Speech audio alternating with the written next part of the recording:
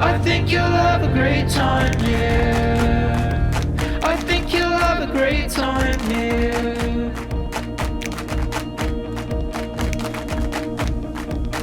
So, hello again and welcome to another episode of Quick Question with Soren and Daniel, the podcast where two best friends and comedy writers ask each other questions and give each other answers. I am one half of that podcast, senior writer for Last Week Tonight, John Oliver, author of How to Fight Presidents, and Grinch, Daniel O'Brien. Joined as always by my co-host, Mr. Soren Bowie. Soren, bah humbug, etc. Yeah. No, that's Ebenezer Scrooge, my friend. Yeah, You're the one with the heart that's the size of a peanut. I'm Soren That's Bowie with a normal human boy-sized heart. And wait, you're feeling Grinchy, Dan? You're my Christmas rock. There are a lot of we'll get to that. There are a lot of things to give the Grinch shit for, but I feel like organ shaming him is new. Like, really, you are the reason that the Grinch is in a bad mood all the time, because he goes down to the Who's, and you're another blonde, perfect who's talking about his shitty heart and how small it is. Small heart, peanut heart. Yeah. I'm trying to think if there's any other qualities that I can like. I bet your hands and feet are cold all the time because you can't circulate blood with that tiny little butterfly heart. That's why he needs all that fur. He needs to stay warm. He doesn't have a lot of redeeming physical qualities, the Grinch. He's got pretty straight teeth. I'll give him that. Yeah. Does he? Yeah. I rewatched The Grinch for Christmas, as I always do, and then I put on the Jim Carrey one. That is a really unpleasant movie to watch. I think it probably would be. I've never actually seen it. I want to say it came out when I was still working in the movie theater, so I would see bits and pieces of it a lot, and knew enough at that age to be like, this isn't for me. I don't think they made this movie for me. But now it really feels like there's no way Ron Howard and Jim Carrey made a Grinch movie. It feels impossible to me. Well, I have seen Cat in the Hat, which is the same thing, but with Mike Myers. And it's like, it's just so clear to me that Susie and stories were never meant to be live action. It's really unsettling. Yeah. There's just like a timing and a tone thing with Ron Howard's Grinch that I don't. You ever rewatch an old comedy and it's very clear that it is paced for people to laugh in a theater? Yeah. And when you don't have that laughter, there's just like so much emptiness and dead space. That feeling covers the entire movie. And I can't imagine. He's so reliant on his facial expressions and like being big physically, but specifically with his face. I can see him doing some like big physicality even in that suit, but his face is like his bread and butter, and you basically give him a wall of plastic on his face. Yeah. Well, Daniel, I wanted to tell you it's almost Christmas. It is. And it's so much closer to Christmas than it was when we recorded our other episode about Christmas. I know. And it will be the next episode that we do about Christmas will be even closer. That's crazy. I do have, we could just get right into the show if you want. I do. I have an update. Oh, though, no! It's also vaguely Christmassy, but Soren and devotees of the show will recall. Do you remember I told a story on this show about a thing that happened to Shay and I when we were in LA? Yes. I will very quickly explain it to the listeners if they didn't remember or didn't listen to that episode. We went hiking in Griffith Park one Sunday morning to the Griffith Park Observatory, the Griffith J. Griffith Observatory, and were accosted by some woman with madness in her eyes who stopped us as we were walking down the hike to say, "You're you and you're you." And she pointed to the two of us. She said, "But you would never switch, right?" And I assumed that this was... She then launched into a thing about how scientists are doing... I guess genital mutilations and switching on children for experiments, and that we should read about Nazis And then she left us to go about her day.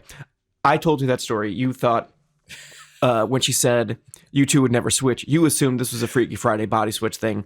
I was assuming it was this woman has mainlined Fox News and fringe conspiracy theories and was trying to get into some kind of there are only two genders rant, which we were not participating in. That is the thing that happened. Soren, I have nothing to do with this information, except we're watching a million Christmas movies right now, and we recently put on the brand new Netflix Christmas movie with Ed Helms and Jennifer Garner, and it's a family switch. The four of them, husband, wife, and the two children, and the baby and the dog, they all switch bodies. And this happens when the family takes a trip to the Griffith J. Griffith Observatory, and they run into a crazy woman who casts a spell on them and makes them switch their bodies. Oh my God. What do you think? What do I think, right? What does it mean? Could this have been marketing? Early viral marketing? It worked. That's so crazy. It's so specific and bonkers. And I watched that movie thinking about that story and just like, could this be anything? What is, I just need to say it. I need to dump this information somewhere. So I'll do it on our hit podcast. And it also made me wonder if was she supposed to be my muse? Was I supposed to write this movie? But instead she found some other fucking hack. Oh man, you might have just burned a bridge. I'm not even gonna look up who wrote that. Oh no. I meant hack as a term of endearment for writers. Hack is like a very common, because they can hack it. Yeah. I thought so. Obviously, I listened to you, and then I also try to anticipate where your story's gonna go. And I was so pumped for you to say we turned on this movie, and she was in it. She was in the back, like she's like an actress, and of course she would be. She would be like somebody in Hollywood. She's living here, and she's trying to like make it. And I was so excited for the possibility that you then found this woman in a movie. But this is also very exciting. So they go to the Griffith Observatory, and I want to assume a witch, or are we not going that far? She's played by Rita Moreno, and she just shows up several times throughout the film, and it's assumed that she has some kind of magic powers because I don't know, she doesn't like literally cast a spell on them or hit them with lightning or anything like that. She just happens to be present at the time of their curse, and is also like later in the movie they need an Uber driver, and suddenly lo and behold there she is, the Uber driver. And they're so focused on unswitching themselves that no one ever really stops down to be like, we should find out what this woman's deal is. They just don't. They can't be bothered. Every time she shows up, it's like, it's me, surprise, I'm your Uber driver. They're like, yeah, whatever, shut up, leave us alone. I have another question for you. Do the genders switch in it? The dad becomes the son, the mom becomes the daughter, the baby becomes the dog. Yeah. So how come that's the case? I mean, the only reasons I can think of in my head, so these Freaky Friday type movies where it's always generational, like that's a big piece of it. But on top of that, it's also it's always along the same sex lines. So a dad becomes a son becomes a dad, and they never have tried to do a dad becomes his daughter or like mom becomes her son type of thing. And I was pretty excited that might be also part of it. No. Why do you think they don't do that? I don't know. I'm sure I'm sure a version of this does exist somewhere. I feel like it leads into a conversation about genitals that I think probably no one wants the audience thinking about in a family comedy. Yeah. Yeah, I guess you're probably right. Because that's the first thing anybody thinks of, right? Is like, you're in a new body. What am I working with? What's going on down there? Yeah, absolutely. There's this movie, by the way. I don't really recommend it. Oh. It's fun. There's like some fun stuff in it, but they did everything that you're supposed to do with a family switch movie, because obviously, if you're doing a Freaky Friday and it's just a 2-person affair, then you could really take your time with it and be like, oh, I can't be in mom's body because mom has this big presentation at work and I have this big thing at school. So now she's going to have to do my thing and I'm going to have to do her thing. That's obviously like the sensible thing you do with the premise of a body switch movie, right? You wouldn't just like, we've switched bodies and there are no stakes and nothing matters. Yeah. It's just going to be, we'll just stay inside all weekend and live with this reality until it's over. So you have to put stakes in there. And because this is a family swap, they switch bodies and Jennifer Garner is like, but I have this big presentation at my architectural firm I need to do. And the little girl is like, I have to play soccer at this giant stadium and a scout for the national team is going to be there. And the son is I need to talk to a girl and also face down my bullies. And the dad is like, I'm part of a dad rock band and we have a show, some kind of performance, and Howie Mandel is going to be there. And it's really unclear if he's Howie Mandel or real Howie Mandel or playing a person. Okay. But the band performs and Howie Mandel gets to say, you're going to Hollywood. So I think he's an America's Got Talent version of Howie Mandel or close enough. And none of it really, you can't even think about that because it just so happens that the band that Ed Helms is the guitarist and lead singer for is Weezer. They got Weezer to be in this movie. Oh, there's so much coming at you in this movie that you don't have time. I understand why they couldn't be fucked to talk to Rita Moreno, who has magic powers, because like, yeah, I'm distracted too. I can't focus on any one thing because they've crammed so much into this movie. Now, none of it is real. It feels like a movie that would have come out in the 90s before we had the internet to check things, because like Ed Helms' band, Weezer featuring Ed Helms playing Santa Claus is Coming to Town at a high school concert somehow. No one would come to that looking for talent for America's Got Talent or whatever. There's no, Howie Mandel himself wouldn't go scout this middle-aged band on a weekday high school talent show. It doesn't make any sense. And Jennifer Garner having to pitch, she's an architect and she like has all the plans for this building that she would I guess build for this other firm. And the way it worked in the movie is the firm comes to her office and like, all right, wow me. I'm going to sit down and I'm going to learn how to, about this building.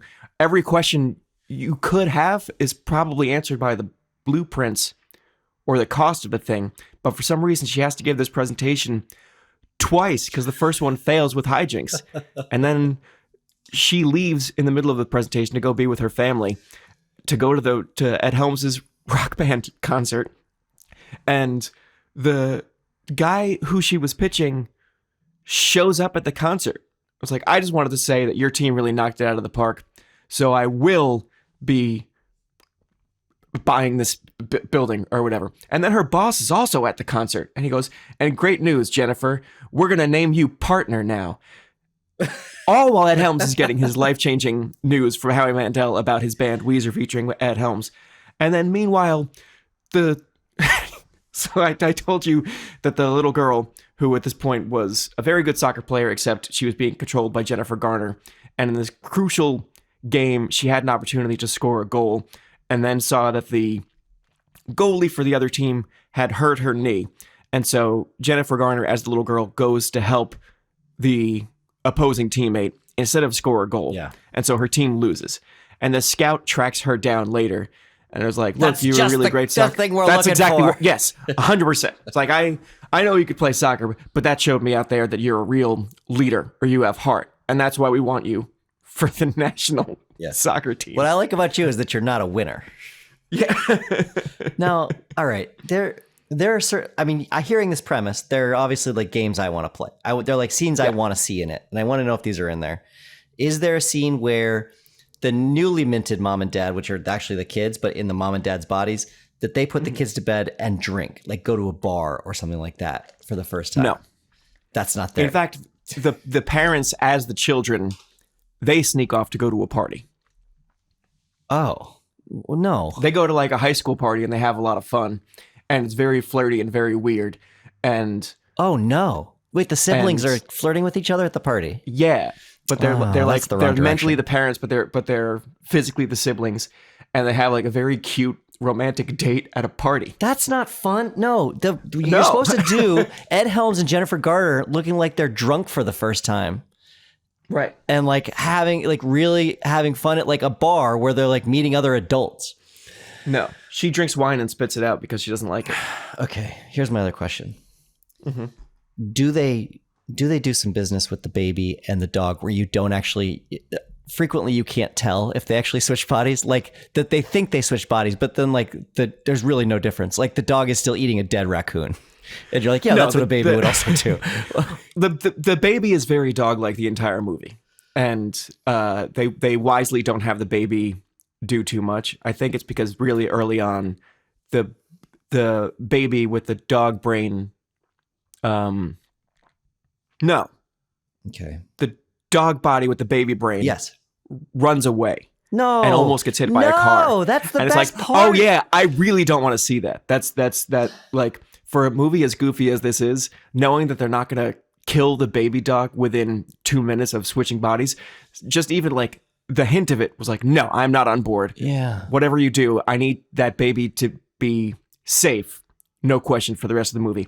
And they took my note because once they save the baby from almost getting hit by a car, the baby dog, then they're like, all right, we're going to have this very strict German neighbor of ours who's good at training dogs. He is going to babysit the dog and the baby for the rest of the film. They are not involved in the hijinks. We check in with them every once in a while so you can see the dog walking upright and using a potty.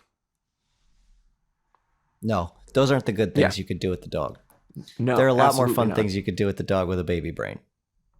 And they didn't do them. I think because they saw it could, how nobody wants to see the baby or the dog in an unsafe condition. But you hang a lantern on like the condition where like it can be a baby's day out type of situation if you wanted it to be. Mm-hmm. Or you do where like the dog the baby is fussing over the dog, which is being very reckless.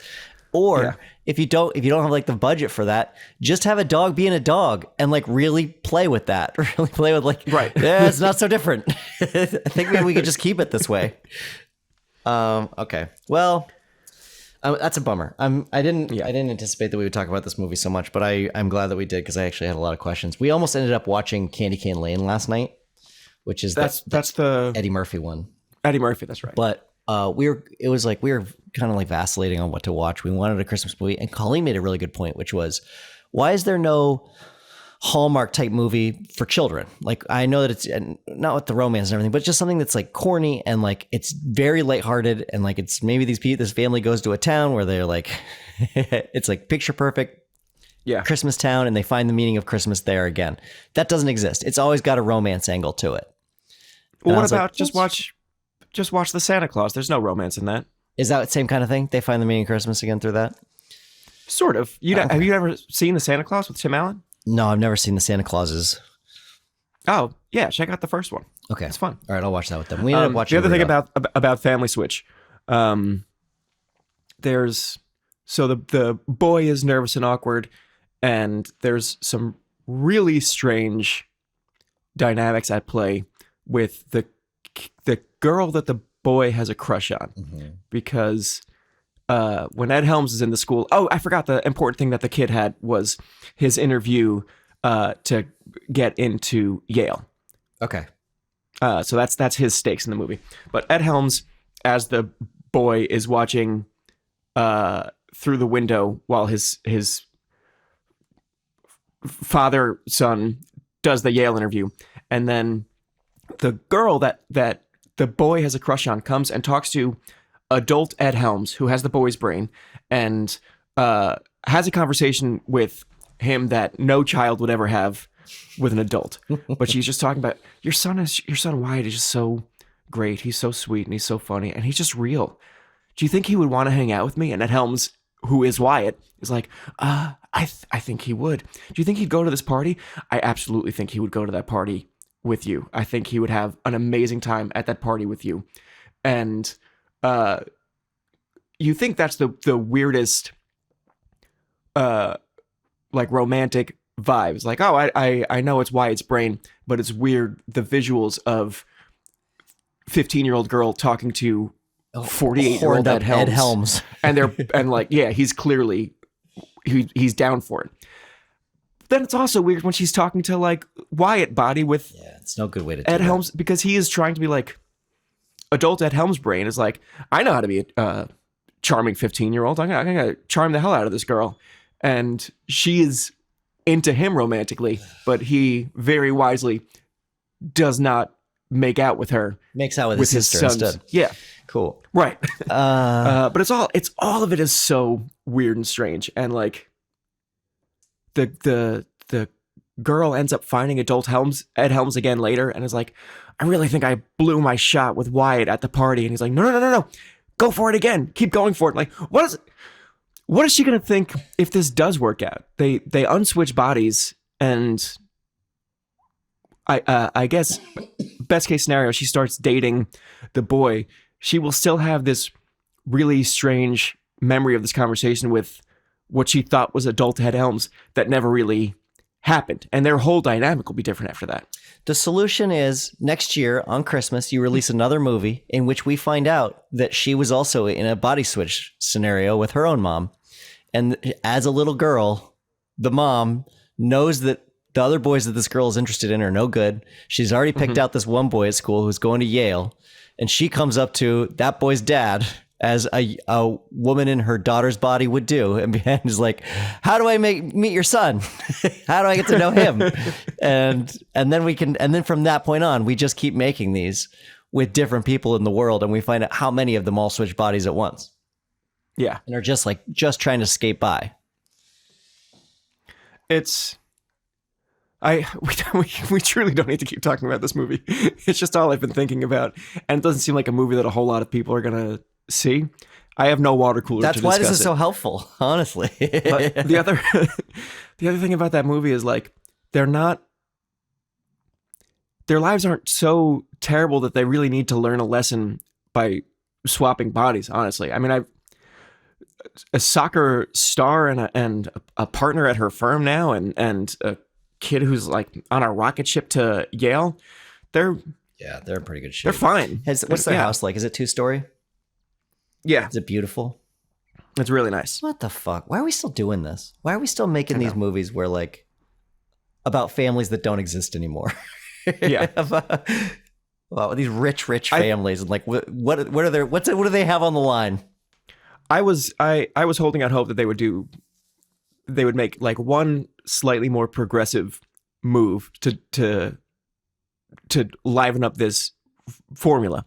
I was hoping that Jennifer Garner as her daughter Cece would find out that Cece was gay. Like that was the thing that I thought, because she has such there are like early scenes where Cece is talking to her best female friend in this, and I was like, that would be a new thing to do that these body switching things haven't done. That like the mother learns this thing that her daughter had been hiding from her because she was nervous about coming out or whatever, and that would have been a cool thing to see depicted on screen. They didn't do that. No one. They're not even close to anything that could be considered risque at all. Oh, okay. Not even risque. Risque is not the right word. No, just anything that could potentially alienate anyone in the country from watching this movie, which I think is really trying to be like a big, broad family Christmas comedy thing. Okay. Well, I'm glad that I don't have to see it. I didn't watch Candy Cane Lane either because we watched the trailer for it and we were like, no. Yeah. What is this? It's insanity. It's like I haven't seen the trailer. The premise of the movie is that he wants to have the best house on the block on Christmas, that there's a big competition between neighbors to have like the most ornate displays for Christmas. He signs a deal with presumably the devil. Okay. So, or an elf. It's not really clear who just like is into this, but the deal is that he does this, and at the end of it, somehow he's trapped as a little figurine in a bigger display. So he also has to now fight this elf or find the elf and get the contract back or something like that. But it just like, it seems to leave the rails almost immediately. It's like, it becomes this movie about, it's very small. It's just about a cul-de-sac. And then very quickly, there's just like magic, fanaticism, and crazy things happening all over the place. Yeah. Wasn't for us. We ended up watching Rudolph. When I was watching Rudolph, I had a real revelation that I'd never. So I've seen that movie probably, I don't know, 20 times. You probably have too in your lifetime. Mm-hmm. The humans, both Santa, and I should even say the elves, like the humanoid figures, and Yukon Cornelius. Yukon Cornelius. Their hands are filthy. All of them. And I don't know why. I don't know like what part of the process. Yeah, it can't be intentional. It was just like a side effect that they had to live with, I assume. But like Santa's sitting there, he has to, at one point, Santa's kind of a dick in it. Santa has to sit there and watch the elves perform early, like their dress rehearsal for their big performance for him. Mm-hmm. He has to like sit there for it, and he doesn't like it. He's not happy with it. But as he's sort of like shaking his head and stuff, Santa's hands are fucking awful. Like, he just didn't wash his hands at all. They're so dirty. And then I started watching everybody, and I was like, even the dentist kid, like everybody's got the dirtiest hands in that. I don't understand. Man, I'll have to look for that next time. Yeah, please. That's such a strange. You really have to work to put that detail in. Because you're in charge of what everything looks like. I know, and everything looks so. Other than like, I guess it's kind of like ramshackle the way that they put the deers together. The felt is very strange looking, but the humans are all pristine. I mean, they look really good, but for whatever reason, just like these grubby hands, and I don't know what it is. Man, Daniel, let's get into our show. Is that all right? Sure. Okay, I have a Christmas question for you. Ooh. What role did a camera play in your Christmases? Wait, Soren. Yeah. Not to note this to death, but I'm going to need your help on this. Quizmas question? A Quizmas question. Yeah, Quixmas. Quixmas question. I have a Quixmas question for you. What role did a video camera play in your Christmases, and for how many of them? I don't know. I can't speak to how many of them. We would remember filming Christmas morning. That was fun to have the camera set up somewhere. The camera played a very important surprise role in one particular Christmas, because it was just like set up to capture everything. And I was still certainly young enough that Santa was a real god who came and delivered presents to us. But video footage confirms my mom sneaking out of frame at one point and then returning with a guitar for my brother David that they forgot to leave under the tree. And she just like, and there's so many presents when you're a kid, you don't notice like a guitar suddenly popping up isn't out of the realm of possibility. No, it's a magic day. Right. Assume you didn't see it before. But, later my brother and I slowing down that tape like the Zapruder film, being like, that's clearly Mom putting the guitar at the tree. What do we make of this? What do we do with this information? Zoom in. Enhance. Yeah.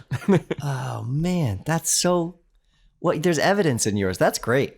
Yeah. Your family... It was a fun thing to have... I haven't thought about this in a very long time, but we would just like rewatch home movies, which is a thing that I don't know that maybe it's because I don't have a family, but there's nothing like that I do now. But we would just randomly, it's like, I want to watch Christmas 95. Yeah. Or I want to watch our summer vacation in 1997. That was good. Let's watch video of us really excitedly opening up presents for the first time. And throughout the rest of the year, like how often would that camera get used? Not often. We would do Christmas and we would do the summer family vacation. And then at a certain point in high school, I don't know if I started in middle school or high school, then the camera was basically just my thing. I was taking the camera into my room at night and making little movies with clay and action figures and stuff. Clay golems of the kids in your class. It's correct. Yes. Okay. We'll put a pin in that. So when the camera wasn't set up, who was in charge of the camera on those Christmas mornings? I think my dad. Your dad's doing it, all the filming. Yeah. And then at a certain point, does one of your brothers take over? No. They're not allowed to touch it. No. Okay. The reason I'm asking is that no, they were allowed to touch it. I mean, before I became an auteur with clay figures in my room. The three of us would make movies. My brother Tommy, the oldest one, would like loosely direct dumb little action movies for the three of us to do in our backyard. Okay, like choreograph little fights and stuff. Yeah, that tracks. Okay, yes. And you don't remember when your family got the camera? How old you were? No. So, what's can you think in your mind of like the earliest footage of you that you've ever seen? No. Not off the top of my head. No. Okay. Where are you?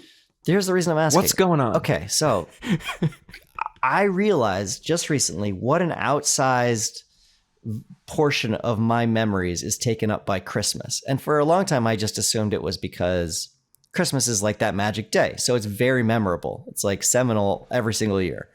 But I don't think that's actually true. I think that I have so much footage from just those portions of my life. Because in the same way, I think a lot of families did this. They got a camera. Christmas was going to be a day that you were going to get a lot of footage on because you want to see your kids open presents and stuff like that. And so the rest of the year, we didn't use the camera that much. I think maybe there were some trips. We do like a dude ranch or something. We'd bring it. But in general, the majority of the footage that we have from my brother's childhood is Christmases. Yeah. And so the camera was a big part of Christmas. And like my dad made it he really wanted to go down early. He had the camera so that he could watch us all come down the stairs. He would hold the camera every single Christmas until eventually my brother commandeered it. And then the footage really changes. There's a new director clearly where it's a lot of like him being silly because he's feeling crazy still because he's young. He's maybe like 12 or something like that. It's still Christmas still feels good. But now he's also in charge of a camera. So you're just like flying around the place. And he's going, doo-loo-doo-doo-doo-loo, doo-loo-doo-doo-doo-loo, like that kind of stuff. And we would do the same thing. And always like the night before Christmas, which some people I guess call Christmas Eve, we would sit down and we would watch old Christmases, like tell the story of the Bowies over again, basically. Wow. And we would watch our old footage and laugh about it and see us as kids and stuff. So those memories are not maybe true memories. They're memories that I built based on me watching the footage of me over and over and over again. Right. That's more familiar to me when I think about videos of our summer vacations in Wildwood, because I think I watched those a whole lot more than I watched Christmas videos. Like the memories of my vacation stand out to me probably because the movies stand out to me. I don't actually have the memories. I have the like you're talking about, the experience of watching, the jokes that my dad makes when he is filming things, his little narration that he does. Yeah, watching them. You're watching. It's a memory is so much clearer when it's from a movie. Right. It's just who we are. But yeah, we got it when I was 3. And so the earliest footage that I've ever seen of myself, like that I know what I was like, is 3 years old. And I don't know why. I assumed like that was important to other people to know like because I have no idea what I was like when I was a baby or I was 2 years old. No. Until I went to this is a small tangent. I went to my uncle's house once. He had footage from when we came out to just like a road trip to his house, and I was 2, and after having watched only footage of me when I was 3 and up, to see myself at 2, I was riveted. I was so interested. It was like a traveling back in time. I'm curious, were you aware of the camera and were you like performing for it in any way? Or were you really just letting it capture? Great question. Authenticity. Up until about 7 years old, I don't acknowledge it. And my brother does. My brother is doing bits. And then we both continue to do bits from that point forward. And that's really, it's like, it's so clear how much worse it makes the video when there's no authenticity anymore. It's just like kids like trying to like ham for the camera. Yeah, I was very hammy. I was entirely aware that I was being filmed, and whether I was like not even just like strictly doing bits or like mugging for the camera or anything, I was definitely like conscious of how cute I wanted to be and make myself seem even cuter in a really like annoying degree, to a way that like this isn't you. This isn't what we were trying to capture. I love that you knew what cute was, and you're like, and I'm the young one, so I'm the cute one. So that's the role I will play in this play, in this Christmas pageant. I was trying to be cool. So I was doing a lot of like, as soon as like gum showed up, like baseball cards were a big deal. So as soon as I knew like I was getting tops, I would open that up and I put gum in my mouth because I thought that was cool. Mm-hmm. And so I'd be chewing gum, and my dad would like ask me the stuff that I got. And I was like, very cool about it. Very cool about all my presents. And my brother was... Which is, I'm sure, the reaction that your parents were hoping for, too, is like, look how aloof and chill he is. Yes. And that's learned because my brother, as soon as he became more self-aware, we would, first of all, we get stockings in our rooms, and then we come out with our stockings to our parents' bedroom once we're like, the sun has risen, and we show them what we got in our stocking. So like that's always the first part of these videos, is them being like, what did Santa bring you? And I'm going through everything and like pumped, showing off my dried fruit or fucking whatever. And then my brother was just lying on my parents' bed, and he just throw stuff out of his stocking and not say anything about any of it, just so that it could lay there on the bed and someone could see it, just could like gaze upon it. But he was not going to help any more than that. So he was so his character was already jaded by Christmas. And that was like what he really liked playing, until he got a hold of the camera, and then things really shifted. But anyway, the camera played such a central role to our Christmases that it also like, it played like a really central role to my memory of just being a kid. All of those memories are like from Christmases. And I'm realizing that with my own children, we don't take big, long, meandering videos anymore. That just doesn't exist. The way where you would be like, there's no room for those dad jokes or something spontaneous to happen in the videos we take anymore, because I'm going to get footage of my son opening that one gift that we got him, and then, or the gift that Nini got him, or that grandma got him. So that they have that then for just to see once, and then nothing else. But it's really just these small little clips of like 15 to 45 seconds. And that's it. And so he's not going to have those in the same way, or my daughter won't either, where you really get a good sense of who you were at that age, you know? Cause like it's like that negative spaces where you start to like really feel who a kid was. My brother was born on the 20th of December. So his birthday was right near Christmas. And when Dad first got the camera, we had it for his first birthday, or not first, his 8th birthday. And I was 3 years old. And it's so, I don't know. My dad had like some really good foresight in that. First of all, I'm like coming in, you can see me every once in a while coming in, just like grabbing a present casually and walking away. And then my mom marching it back over to the pile and putting it down. Cause I don't understand why I'm not getting presents on his birthday, and it's so close to Christmas. It was very confusing. And then there's like some footage where like, then you can hear her in the background scolding me, and then me crying for a very long time that I'm not getting presents. And then there's footage of my brother and his friends all hitting a piñata, and my dad pans over, and it's me looking at these presents with just like this look of absolute, just so covetous and mad, and angry. And he zooms in on my face just to capture the pathos of this 3-year-old, because I think he thought it was very funny. But I treasure that now. I treasure seeing that, because I was like, yes, that's what it's like to be 3. And it's very helpful when I'm dealing with my own daughter, who's now 3.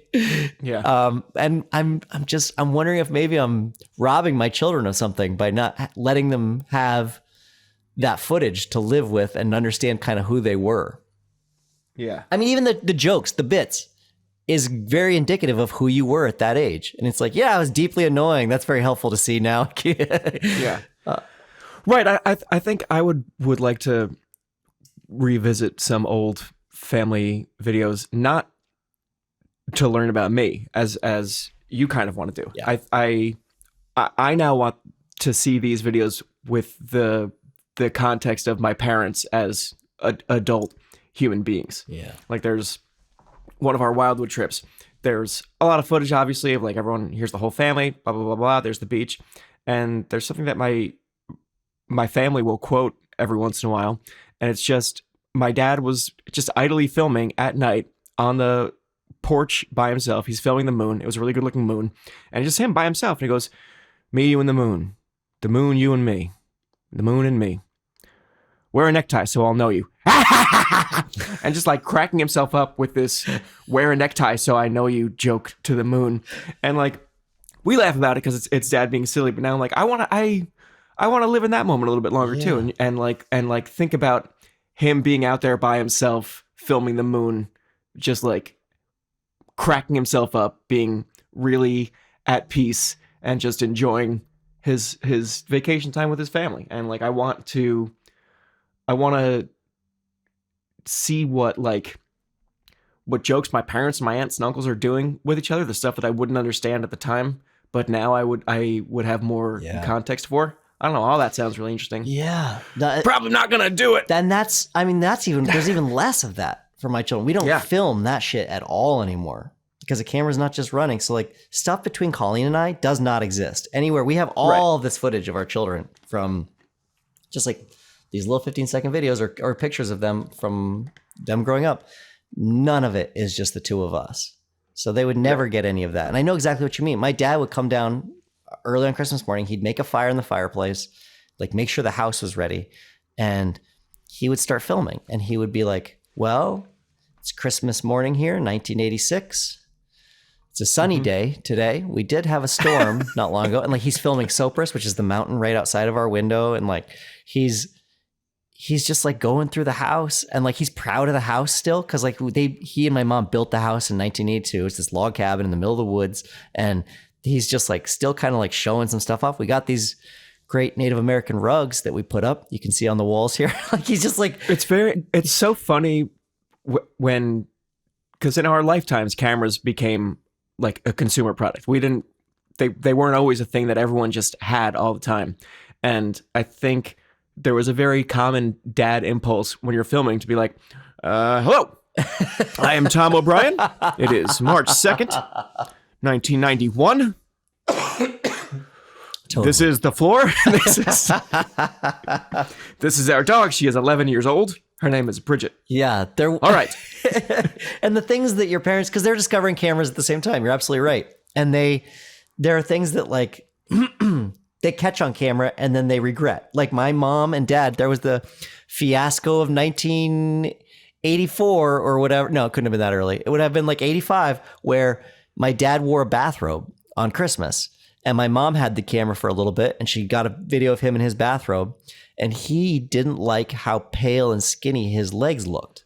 And from that point forward, my dad on Christmas was fully dressed every single Christmas. Got up and got fully dressed in khakis and a sweater just and everything. That impulse of like, oh, there's a camera, so this will obviously be in the Library of Congress at some point, because that is what filmed things do. They end up somewhere important. This is forever. So get my tie on straight. It just made them more self-aware, I think. And there are moments between my mom and my dad where she gets new earrings or something like that. And you like, she's showing them off for the camera. And then like the camera moves for a second while she's giving him a hug or whatever. And like, yeah, that stuff, it is really interesting. It is really interesting as an adult to see it. And also because they're younger than I am now. And to watch your parents sprightly and young, it's very interesting. I had, it's funny this comes up because I was just a friend of my brother's has like an annual party where they raise money for Movember. They do it every year, and the host and my brother and another friend of theirs, they play. They were like the band. They do a live band karaoke thing where you could just like pick one of the songs that they've learned and they play, and they're fun. They're you know, none of them are musicians as their first job, but they can all play, and they play a bunch of songs that everyone knows and loves, and it's a fun old time.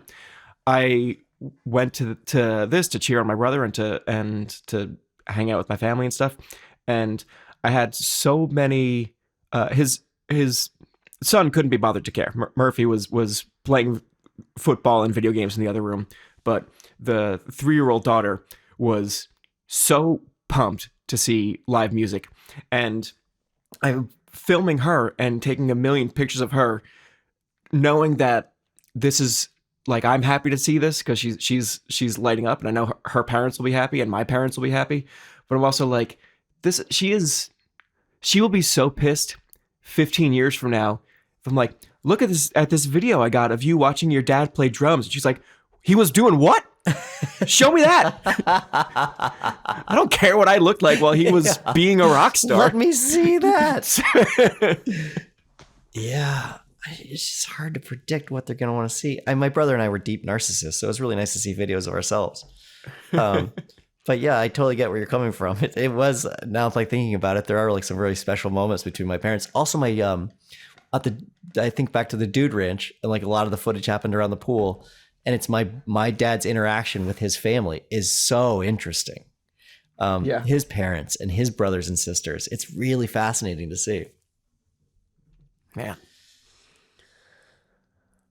I part of me wants to say we don't take home movies as much anymore, but at the risk of sounding like the oldest and most obvious person in the world, we have everyone's on their phones taking a million pictures. We have so much more documentation of things than it's the we wrong ever had stuff. before. I feel like though it's the downtime on a holiday. Whether that's vacation or Christmas. You never get that anymore, unfortunately. And it's just gone. I'm going to try and take more of it this year. I'm going to just try to like keep it rolling and just see what happens. Right.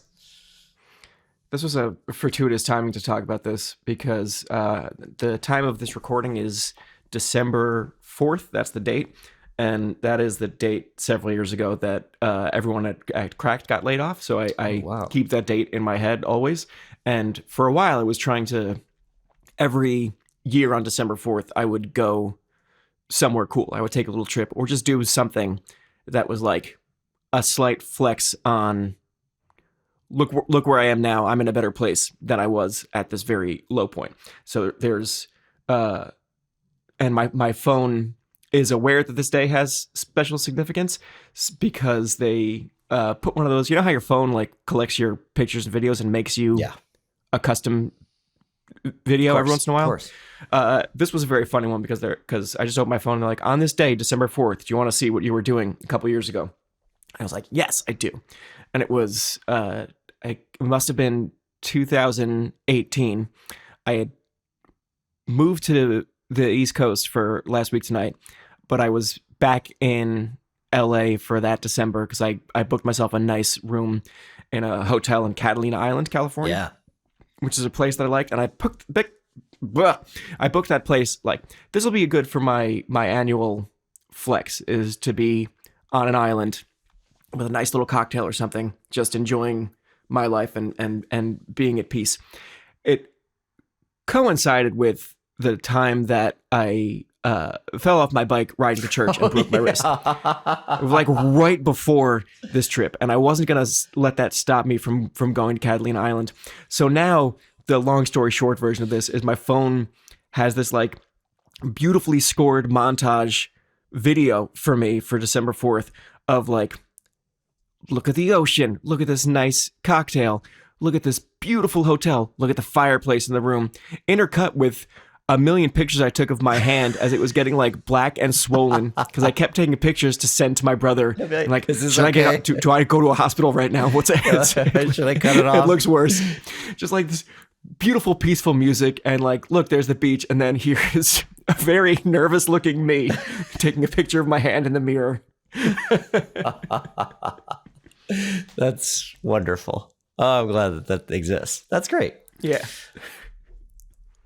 And there's probably a lesson in there about the hubris of flexing. Are you doing anything special today? No. Okay. So for really annoying, not interesting for the podcast purposes, we normally have Sundays and Mondays as our weekends. And today, Monday, was December 4th. It was like, oh, I'm going to keep this open. I'm going to do something. I don't know what I'm going to do, but I'm going to do some kind of thing. And then our work schedule got moved around just for this week only. our week is Monday to Friday. Oh my God. Like a normal person. Yeah. So I didn't really go anywhere or do anything. I mean, I which is fine. It's a silly, like at this point, it's so many years after the layoffs, and like I don't need to go to a place and take a picture to acknowledge that You're no longer consumed by revenge. Yeah, I'm not I'm not posting a picture of a beach on Instagram in the hopes that the current owners of Cracked see it and they're like, Oh, how do we let him he's go? beating us again. We shouldn't have let him go. He looks so happy now. I'm glad. I like that you do that, though. That's good. That's a good idea. Yeah. That was that was a wild time. Yeah, it was a really wild time, and I remember listening to our friend and frequent podcast guest Jason Pargin was talking on someone else's podcast, and he got the date wrong. I think he said December 12th or something like that.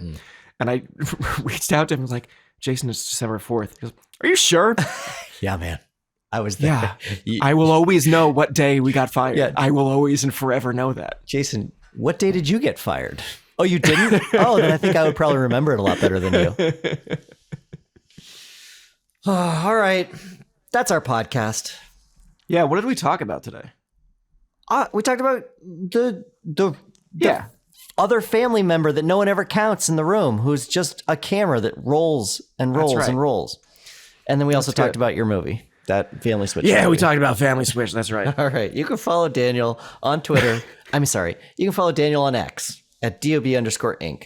You can follow Quick Question at QQ_Soren and Daniel. No, sorry. QQ_Soren and Dan.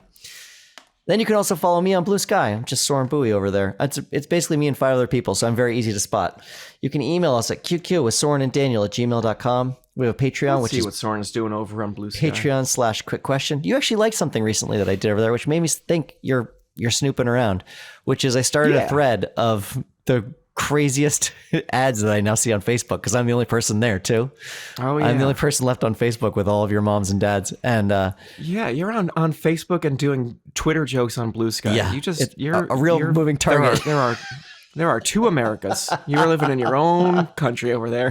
I just like to keep my finger on the pulse before it dies. Yeah, I'm not on any of the good things. Yeah.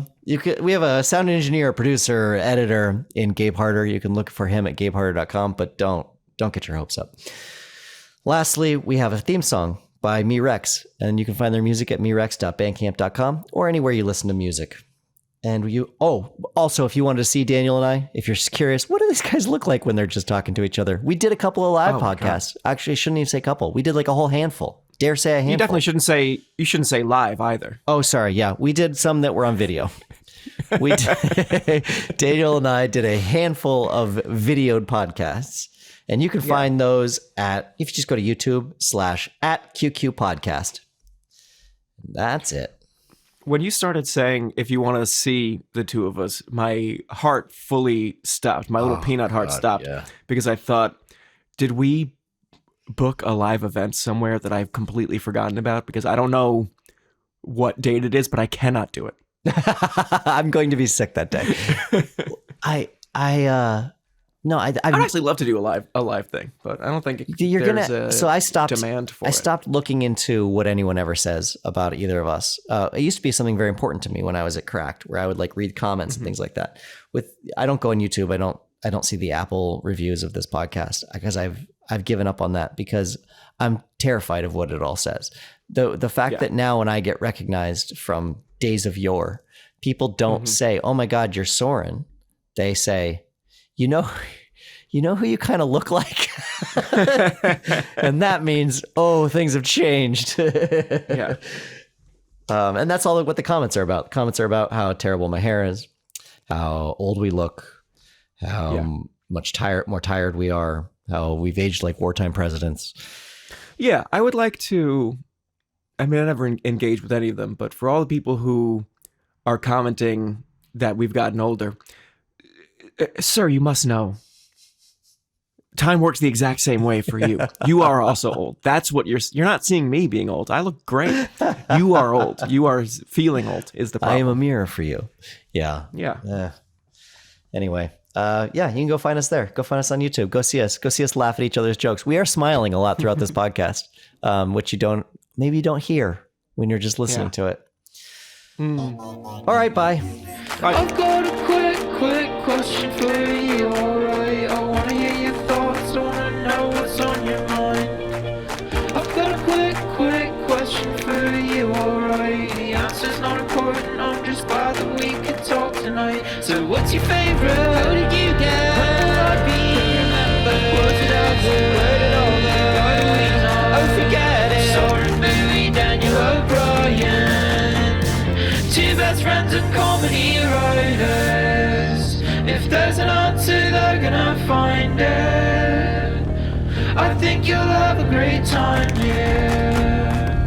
I think you'll have a great time here.